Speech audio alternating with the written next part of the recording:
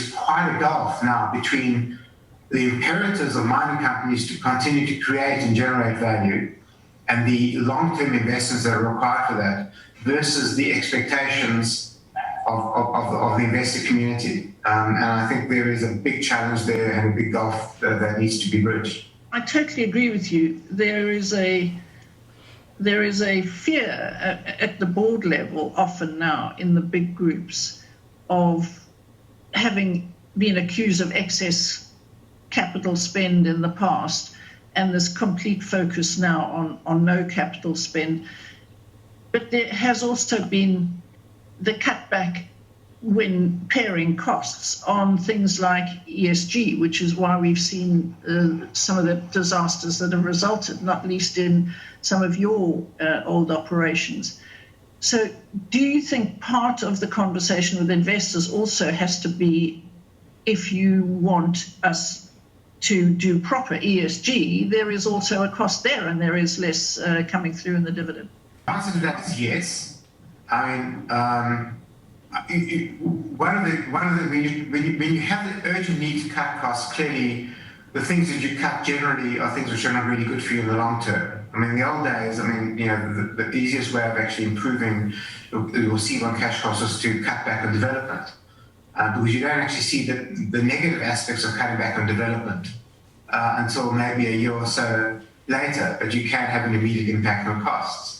If you underinvest in environmental impact and safety and stuff like that, again, it comes back to bite you at some time in the future. So invariably, those things require investment. But I've generally found that improvements in productivity and output go hand in hand with investments in these areas. So I don't think that because you have the appropriate amount of energy and investment in things like ESG and ensuring that your maintenance regimes are right and your development is right, actually is a increase in costs with no benefit. I actually think that it goes hand in hand with improvements in productivity, and I think you find you get those back. So I don't actually think ultimately there's a trade-off. I think you need to make the case for why you do it, but I think you gain almost an immediate benefit aside from the direct aspects of ensuring you're not creating the risk by underinvesting in those areas. Yeah. But I think that the bigger challenge is that as you say, mining companies have always been accused of excessive investment and destroying capital.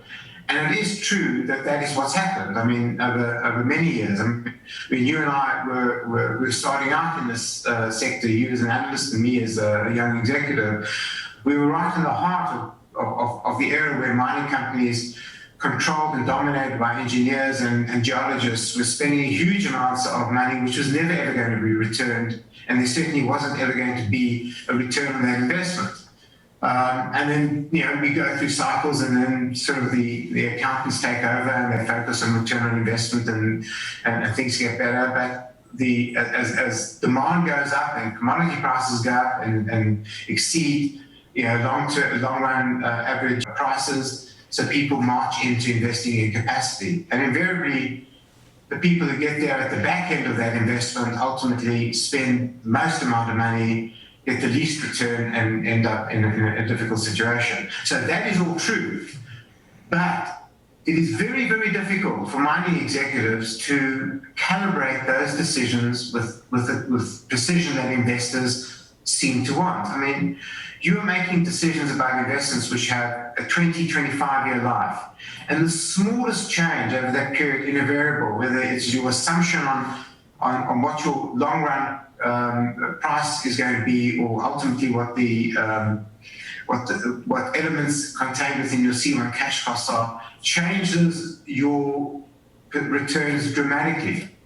And it's very difficult once you've actually engaged in that investment to actually step back and say, okay, well, I'll scale it down and I'll either slow down the investment, or alternatively, if I'm in operations, I'll withdraw operations and not send as much product to the marketplace.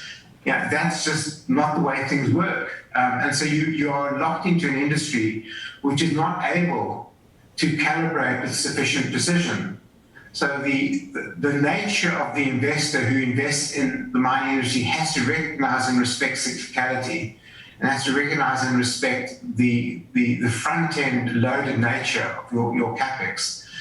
And they should be interrogating not only the market decision as to why the investment was made, but to interrogate the resilience of those investments and the resilience of the balance sheet which supports those investments.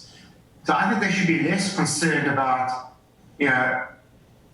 we've built something, for some exogenous reason the market falls away, so we have a period where we have low prices, lower than we thought we had, because cycles will change, and you'll have periods where you have much higher prices at some point in the future.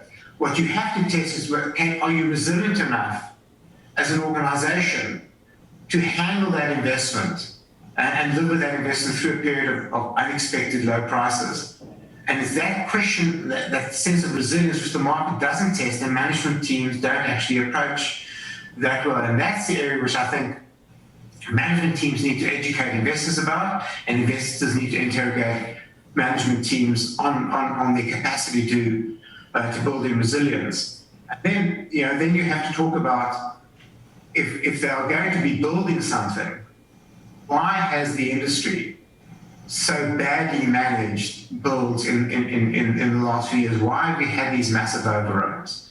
And I suspect a lot of the reasons go to quite simple issues, that we start these projects too soon in the sort of the development cycle. In other words, we start them without completing the engineering. So we have engineering completed certainly, but there's not enough. The engineering is not sufficiently complete. So at the time we have completed the engineering, we have to gerrymander the projects and change them, and that adds enormous cost into them. And the other thing is that I don't think that the industry understands fully, once the project is started on the ground, how to actually manage the sequencing of projects on the ground. Because once people are on the ground, that cost is there every single hour of the day that they're sitting there.